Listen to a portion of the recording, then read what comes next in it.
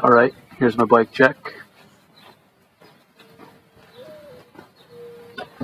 Got the Mutiny Loosefer V3 frame.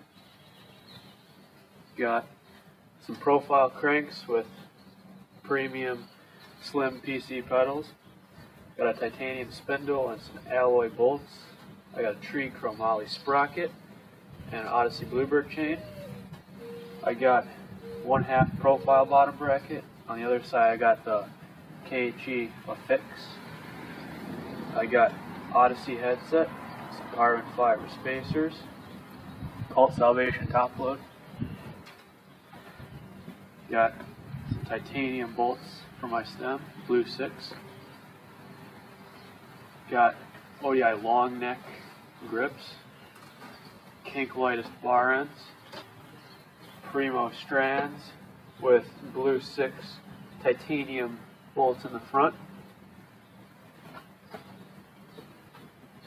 Deco seat, stolen thermalite post, and for my wheels I got profile minis laced to G-Sport bird cages with Sapim double-butted spokes and alloy nipples.